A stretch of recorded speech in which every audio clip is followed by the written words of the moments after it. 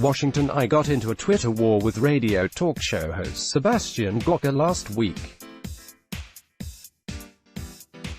It began when Gorka crowed about Playboy White House correspondent Brian Karem having his White House press pass suspended for 30 days because of his lack of decorum at a White House event. For those of you not tethered to the realm of shallow stories with no purpose other than to incite umbrage on social media, the tale began with the White House Social Media Summit, followed by a July 11th Rose Garden event at which President Donald Trump spoke. I rushed off to file a story as soon as the event ended, so I missed the fireworks that followed. Karem made a nonsensical wisecrack that he claims was part of his stock Rodney Dangerfield impression about those seated before him. This is a group of people that are eager for demonic possession. From somewhere in the Rose Garden, Gorka started shouting, "And you're a journalist, right?" as he approached Karem. Karem responded, "Come on over here and talk to me, brother. We can go outside and have a long conversation."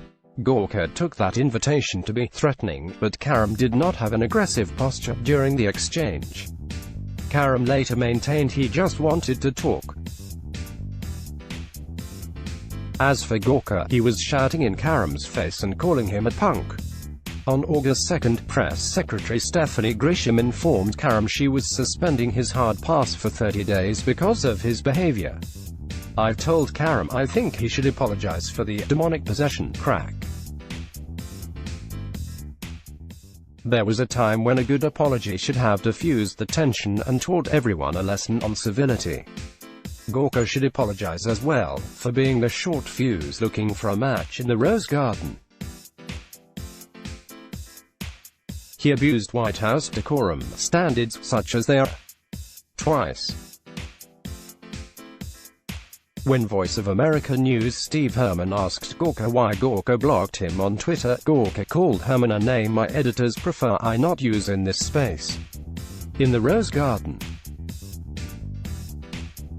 So, yes, when Gorka tweeted to White House Correspondents Association President John Karl for rightly protesting the hard pass suspension, I responded. Gorka had written, "If faux journalists who act like drunken sailors and dive bar punks, like Brian Karem, actually showed some decorum in the White House, perhaps they wouldn't get suspended, you hack." At John Karl, "Your behavior in the Rose Garden that day was hardly a mark of decorum," I responded. Fighting words, apparently. Gorka promptly dismissed me as a punk journalist, informed me I never would be a journalist, and recalled my lack of decorum when we first met.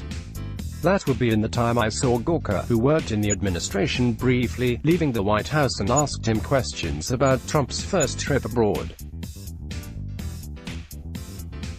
He stated that he was a human being, and the media should be more sensitive about his feelings as such. There had been recent media reports that he was about to be fired from his White House perch. I figured he thought I was going to ask him about whether he was going to be fired. Truth is, I don't go for palace intrigue stories. Besides, I saw his job security, or lack thereof, to be of zero interest to Las Vegas Review-Journal readers. I wanted to know about Trump's trip. So even as he shouted at me for asking a foreign policy question, I reacted with empathy. Back to Twitter and the point of this column. When I spoke back to Gorka, he blocked my account, as his followers dutifully branded me a liberal activist journalist and shared their opinions on my 64-year-old appearance. Some even referenced my private parts. The irony, like Gorka, his groupies, who framed themselves as arbiters of real journalism, didn't bother to fact-check their assumptions. They assumed I was a liberal, and they didn't check, so they never learned how wrong they are. Like Gorka, are the real hacks. Gorka had blocked my Twitter account, which meant I could not see his tweets about me. Then he unblocked me and read the tweet I had posted on his followers' factually challenged assertions and the crude personal remarks directed at me. Then he blocked me again, but first, he tweeted. Mr. Decorum's reaction: a gentleman's apology for crude words which he did not condone. Some recognition that some of his clueless furies had gone too far. Hardly. Gawker likened me to the Nazis.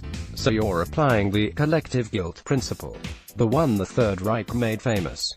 Classy move, Gawker typed. I've been in Twitter combat before.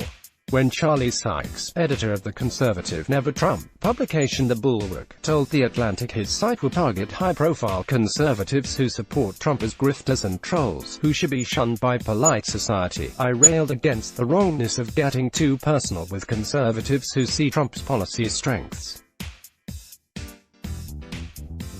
as opposed to anti-Trump conservatives who ignore his policy strengths. We cross-tweeted for the good part of the weekend. Then we met for lunch, argued some more, and shook hands.